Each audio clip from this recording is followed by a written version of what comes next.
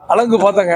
உண்மையிலேயே ரொம்ப அற்புதமான படம். எப்படின்னா ஒரு நம்ம நம்ம ஊரை சேர்ந்த குணாநிதினு அந்த தம்பி, ஒரு புதுமுக நாயகன், ரொம்ப அற்புதமாக தன்னுடைய நடிப்பை வெளிப்படுத்தியிருக்காரு. அது அந்த காட்டில் வாழ்கிற 3 இளைஞர்கள், அவங்க 3 பேருடையுமே ரொம்ப எக்ஸலண்ட் நடிப்பு.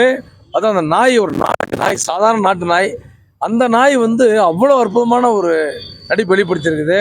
இது எப்படின்னா இயற்கை ஆரம்பிக்கிறதுலேருந்து கடைசி வரைக்குமே அது இயற்கை எழில அப்படியே ஒரு ஊர் எப்படி இருக்கணுங்கிறது அப்படியே ஒரு தத்ரூபமாக கண்ணுக்கு முன்னாடி கொண்டு வந்து நிறுத்திருக்கிறாங்க. அதுவும் இல்லாமல் நம்ம கிராமத்தில் ஒரு தாய் தன்னுடைய மகனுக்கு ஒரு ஆபத்துனா எப்படி வந்து அவருடைய ஒரு எமோஷனை தன்னுடைய குலதெய்வத்திலிருந்து வேண்டுவாங்க. அந்த மாதிரி அந்த குலதெய்வம் கருப்புன்னு அந்த குலதெய்வத்தை வேண்டுறதெல்லாம் உள்ளபடியே இந்த படத்தை நாம் ஒரு மாதிரி எதிர்பார்த்து வந்தோம். இந்த படம் அவ்வளோ நெகிழ்ச்சியான படம். ஒருத்தரும் குடும்பத்தோடு பார்க்கணும். அது இந்த படத்துக்கு எப்படின்னா இன்று மாலையில் என்னுடைய குடும்பத்தோடு நான் வந்து அவங்கள அனுப்பிச்சுடலான் இருக்கோம். ஒருத்தரும் குடும்பத்தோடு, அதாவது இன்றைக்கிங்க குடும்பத்தோடு பார்க்குறதுக்குன்னு படமே இல்லை. எப்படின்னா அப்போ கூட எப்படின்னா நம்முடைய வயதுக்கு வந்த மகள்லாம் கூட்டிகிட்டு வந்து பார்க்க முடியாது. அந்த மாதிரியான ஒரு காலகட்டத்தில் குடும்பம், அப்பா மகன், நம்ம அம்மா, என்னுடைய மகள், இந்த மாதிரியான ஒரு முழுசாக வந்து உட்கார்ந்து மகிழோடு பார்க்கக்கூடிய ஒரு தத்ரூபமான ஒரு காவியம். பாராட்ட வேண்டியது. நிச்சயமாக அந்த படம் மிகப்பெரிய வெற்றி பெறும். மியூசிக்கெல்லாம் ரொம்ப அப்படியேங்க எதுவுமே ட்ராமாட்டிக்கல் கிடையாதுங்க. உண்மையாக அப்படியே அந்த கதாநாயகர்களாகட்டும், அந்த இவங்களாகட்டும் எல்லாம் வாழ்ந்துருக்குறாங்க, கதையோடு ஒட்டி வாழ்ந்துருக்குறாங்க.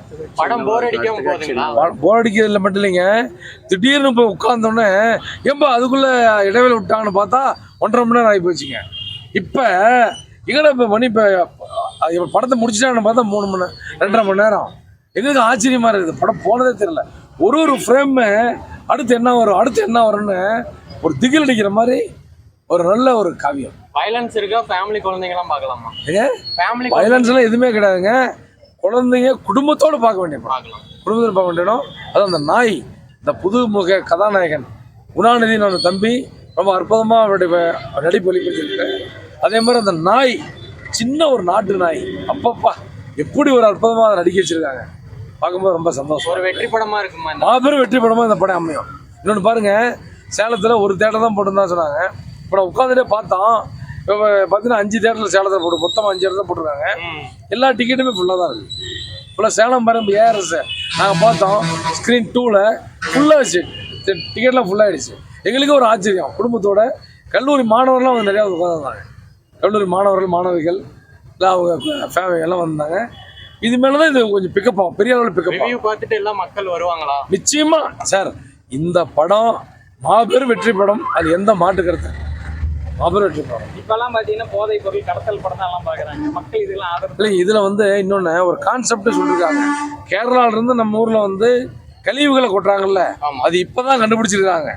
இந்த ஒரு வாரமாக தான் ஓடிட்டு இருக்குது. ஆனால் இந்த படம் எடுத்தது 2-3 மாதம், எப்படி 6 மாதமாக எடுத்துருப்பாங்க. அப்போவே அந்த கான்செப்டை கொண்டு வந்துருக்குறாங்க. கேரளாவிலேருந்து கழிவுகளை நம்ம நாட்டில் இருந்து கொட்டுறாங்க ஒரு கான்செப்டை கொண்டு வந்துருக்காங்க.